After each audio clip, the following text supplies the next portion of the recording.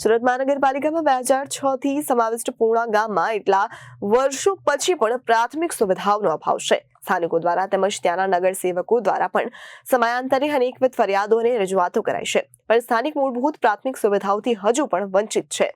સુરત મહાનગરપાલિકામાં 2006 થી સમાવિષ્ટ પૂર્ણા ગામમાં આટલા વર્ષો પછી પણ પ્રાથમિક સુવિધાઓનો અભાવ છે. સ્થાનિકો દ્વારા તેમજ ત્યાંના નગરસેવકો દ્વારા પણ સમયાંતરે અનેકવિધ ફરિયાદો અને રજૂઆતો કરાઈ છે, પણ સ્થાનિક મૂળભૂત પ્રાથમિક સુવિધાઓથી જ વંચિત છે. 2019માં TP20 પ્રલીન થઈ ગયા બાદ હજુ પણ રસ્તા પૂરતા પહોળા થયા નથી. ના તો શાંતિકુંજના ઠેકાણા કે નથી, ના તો જાહેર સુલભ શૌચાલયના ઠેકાણા. આ મુદ્દે સામાજિક કાર્યકર કુલદીપ ગોહિલે અનેકવાર ફરિયાદ કરવા છતાં પણ નિરાકરણ આવ્યું નહીં. અંતે તારીખ 21/3/2025ના રોજ ગુજરાત રાજ્ય જાહેર સેવા આયોગમાં પિટિશન દાખલ કરાઈ છે, જેને લઈને આયોગે સુરત મનપા કમિશનરને સમરસ પાઠવી આગામી 26 જૂનના રોજ હાજર રહેવા જણાવ્યું છે.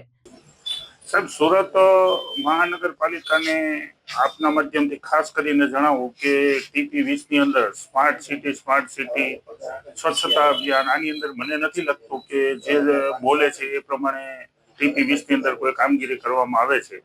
અને આ અંગે અમે વારંવાર લેખિત, મૌખિક પબ્લિકને, જાહેર જનતાને પેશાબ પાણી કરવા માટે કોઈ પબ્લિક ટોયલેટની પણ સુવિધા નથી. અને રોડ ઉપર, જાહેર રસ્તા ઉપર રસ્તાનું દબાણ છે. અને વારંવાર અમારી ફરિયાદ સ્થાનિક રહીશોની હોવા છતાં સુરત મહાનગરપાલિકાના જાડી ચામડીના નાલાયક, નિષ્ઠુર અને બેદરકાર અધિકારીઓની બેદરકારીને કારણે આ લોકો કામ નથી કરતા એવું હું કહું છું. અને જે કોઈ જવાબદાર અધિકારીને તમે પૂછો તો મારા નામથી આ લોકો ઓળખે છે અને એ લોકોને ખબર જ છે મારી જે રજૂઆત છે, મારો અંગત કોઈ સ્વાર્થ નથી.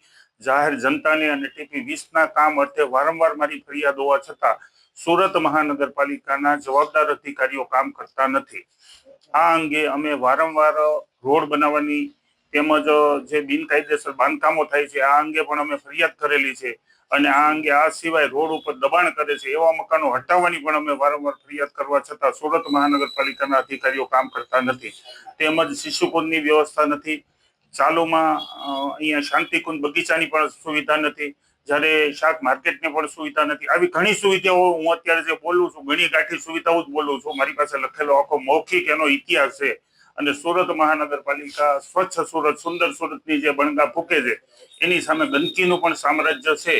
તેમજ રોડ ઉપર જે લારી ગલ્લાનું દબાણ છે એ પણ સુરત મહાનગરપાલિકાના દબાણ ખાતાવાળા હટાવતા નથી. તો આ અંગે કશું કરવામાં આવે તેવી અમે સુરત મહાનગરપાલિકા પાસે આશા રાખી. મારું નામ ગોહિલ કુલદીપ છે. પૂણા વિસ્તારમાં ઘણા વર્ષોથી રહીએ છીએ. વિસ્તારમાં પ્રાથમિક સેવા નાગરિકોને મળી રહે એ હેતુથી કમિશનરશ્રીને અને સુરત મહાનગરપાલિકાને સંબોધીને ઘણીવાર રજૂઆતો અને ફરિયાદો કરેલી છે. પૂર્વ કોર્પોરેટરો પાસે અને હાલના કોર્પોરેટરો પાસે બી આ વસ્તુની માંગણીની રજૂઆત કરેલી. એમના દ્વારા પણ લેટર પેડ પર વાત આ વિષયમાં કરવામાં આવેલ છે. એના અનુસંધાનમાં એક જાગૃત નાગરિક તરીકે અને અરજદાર તરીકે વારંવાર ફોલોઅપ કરવામાં આવી રહ્યો હતો. જે અનુસંધાને હાલના કમિશનરશ્રીને સંબોધીને માનવ અધિકાર આયોગ દ્વારા એક સમન્સ પાઠવવામાં આવ્યું છે.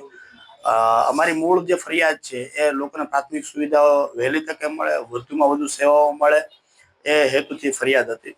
જેમાં આપણે વાત કરીએ તો આખા પૂર્ણા TP20માં હાલમાં એક પણ શિશુકુંજ નથી, એક પણ શાંતિકુંજ નથી, એક પણ શાક માર્કેટ નથી, લાઇબ્રેરી નથી, કોમ્યુનિટી હોલ નથી. આવી મૂળ જે નાગરિકોના ભવિષ્યમાં ઉપયોગી થનાર સેવાઓ છે એ હાલમાં કોઈ વિકસાવવામાં આવેલ નથી.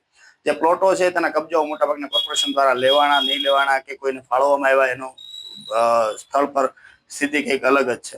એટલે અમારો હેતુ એટલો જ છે કે વહેલી તકે કોર્પોરેશન દ્વારા આ સેવાઓ જે કહેવાય કે બાળકો માટે શિશુકુંજ, વડીલો માટે શાંતિકુંજ, મહિલાઓ માટે શાક માર્કેટ, વિદ્યાર્થીઓ માટે લાઇબ્રેરી, પ્રસંગપાત નાગરિકો કોઈ ઉજવણી માટે જે જગ્યાઓની જરૂરિયાત હોય છે તેના માટે કોમ્યુનિટી હોલ જેવી સેવાઓ જે પ્રાથમિક છે એ વહેલી તકે વિકસાવવામાં આવે, બનાવવામાં આવે, એનું આયોજન કરવામાં આવે. 2019થી અમે ફરિયાદ કરીએ છીએ, કન્ટિન્યુ ફોલોઅપ કરીએ છીએ, લેખિત અને મૌખિક રજૂઆતો કરેલી છે.